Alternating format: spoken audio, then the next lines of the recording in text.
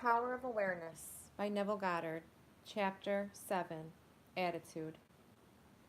Experiments recently conducted by Merle Lawrence, Princeton, and Aldebert Ames, Dartmouth, in the Later's Psychology Laboratory at Hanover, New Hampshire, prove that what you see when you look at something depends not so much on what is there as on the assumption you make when you look. Since what we believe to be real physical world is actually only an assumptive world, it is not surprising that these experiments prove that what appears to be solid reality is actually the result of expectations or assumptions. Your assumptions determine not only what you see, but also what you do, for they govern all your conscious and subconscious movements towards the fulfillment of themselves. Over a century ago, this truth was stated by Emerson as follows: As the world was plastic and fluid in the hands of God, so it is ever to so much of his attributes as we bring to it. To ignorance and sin, it is a flint. They adapt themselves to it as they may, but in proportion as a man has anything in him divine, the firmament flows before him and takes his sign and form. Your assumption is the hand of God molding the firmament into the image of that which you assume. The assumption of the wish fulfilled is the high tide which lifts you easily off the bar of the senses where you have so long lain stranded. It lifts the mind into prophecy in the full right sense of the word. And if you have that controlled imagination and absorbed attention, which it is possible to attain, you may be sure that all your assumption implies will come to pass. When William Blake wrote, "What seems to be is, to those to whom it seems to be," he was only repeating the eternal truth. There is nothing unclean of itself, but to him that esteemeth anything to be unclean, to him it is unclean. Romans 14:14.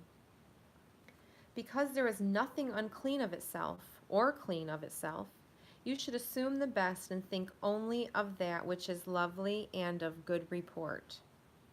It is not superior insight, but ignorance of this law of assumption, if you read into the greatness of men some littleness with which you may be familiar, or into some situation or circumstance an unfavorable conviction.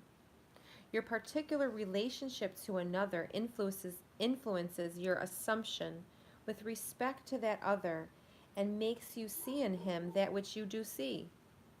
If you can change your opinion of another, then what you now believe of him cannot be absolutely true, but is only relatively true. The following is an actual case history illustrating how the law of assumption works. One day, a costume designer described to me her difficulties in working with a prominent theatrical producer.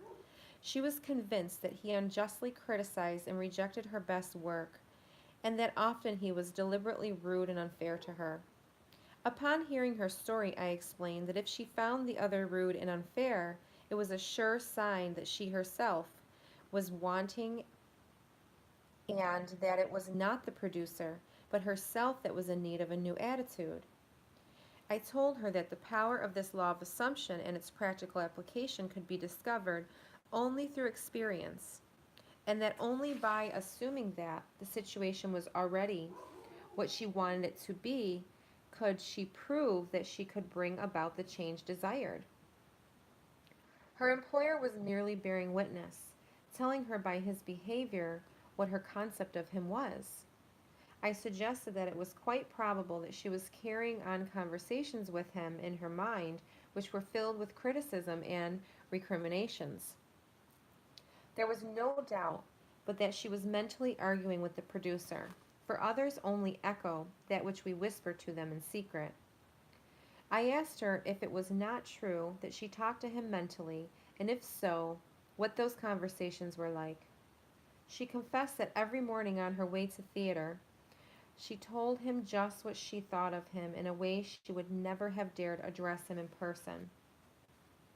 The intensity and force of her mental arguments with him automatically established his behavior towards her. She began to realize that all of us carry on mental conversations, but unfortunately, on the most occasions, these conversations are argumentative. That we have only to observe the passerby on the street to prove this assertion.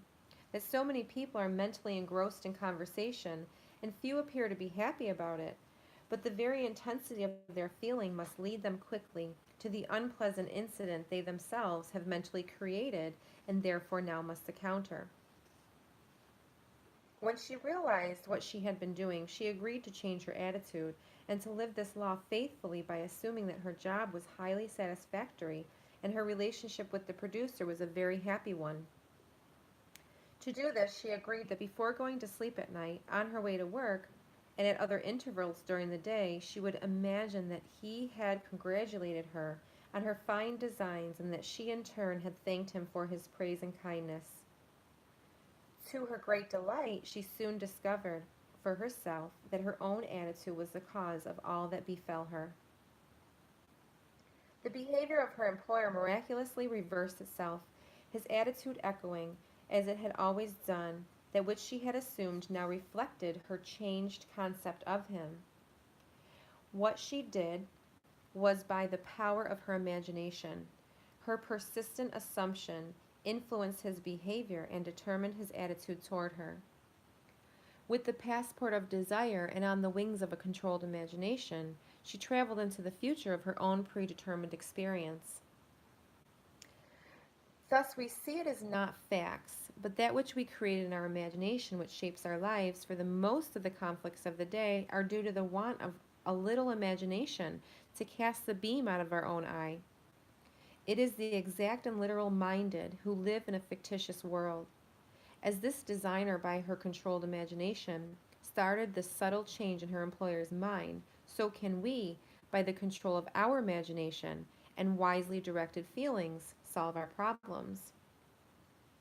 By the intensity of her imagination, feeling the designer cast a kind of enchantment on her producer's mind and caused him to think that his generous praise originated with him.